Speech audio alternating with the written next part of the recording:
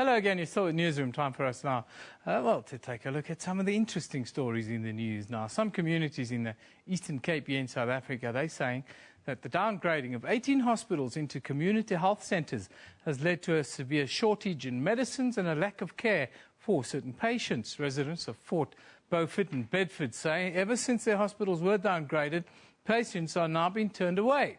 The head of the Eastern Cape Health Department, Tobile Mngashe, says that these changes will improve the performance of health centres in turn. But there is one centre turning heads in the health industry and creating living hope for the community. Now, I'm joined in studio, Cape Town studio that is, by the founder and chairperson of Living Hope Healthcare Centre, John Thomas. A very good morning to you, John. Thank you very much for joining us. Good morning. Great to be with you, Evan. Let's begin with the downgrade, or let's call it about the 18 hospitals that have been downgraded. How do you view these downgrades, and what is the process of these downgrades then? I can't comment, obviously, for the Eastern Cape Health Department's processes, but my guess is the reality is that it is mainly due to healthcare competencies, staff shortages. Rural areas are hopelessly under-resourced in terms of healthcare, and I cannot see how downgrading facilities into smaller units when we've got large amounts of people in rural areas are due to good planning and policy. I think it is rather a comment on the state of healthcare in some of our provinces that is sadly falling apart.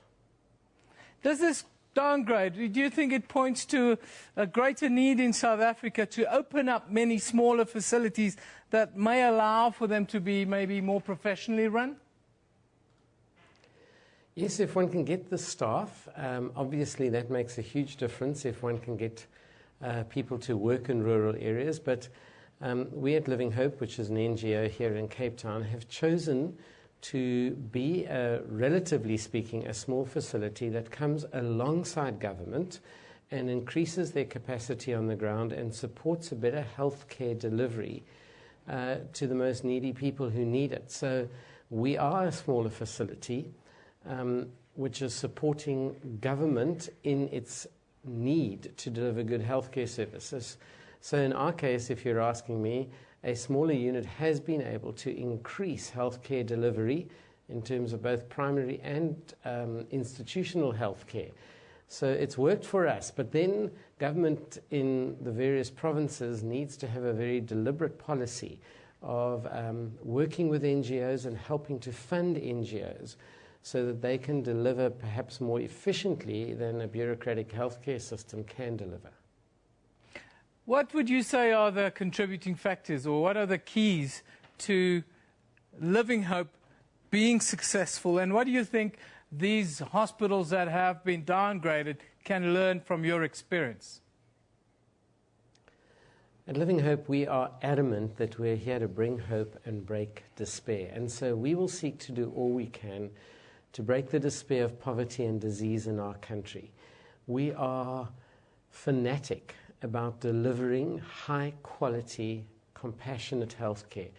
And I guess because we're a Christian organization, we seek to have staff who are passionate about delivering healthcare to the most needy. And compassionate healthcare is a critical issue in delivering efficient services.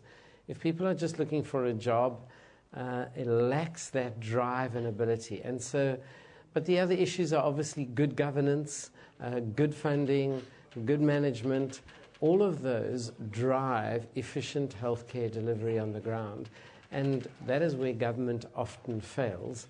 But we have been able, very simply with no major healthcare knowledge or background, to be able to deliver some of the highest healthcare outputs in the country. In conclusion, should we be concerned about the state or let's call it the lack of servicing of the poor because of these downgrades that we've just seen? Very, very concerned. Everybody deserves the right to good health care. Everybody deserves the right to be able to be treated when they're sick. And it is a very sad commentary on our country that at this stage we're unable to get that to the poorest of the poor. And it is, in a sense, a deep injustice. But there are many organizations like Living Hope who seek to come alongside people in these dark times.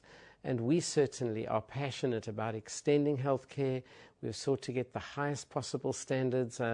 We're amongst one of 40 highly accredited facilities in this country. We've worked hard on issues like BEE and other facilities to attract funders, to attract people so that we can see the poor getting what they deserve and what everyone should have, and that is good health care close to their home. Well, I thank you very much for joining us, John Thomas. That's the founder and chairperson, that is, of the Living Hope Healthcare Centre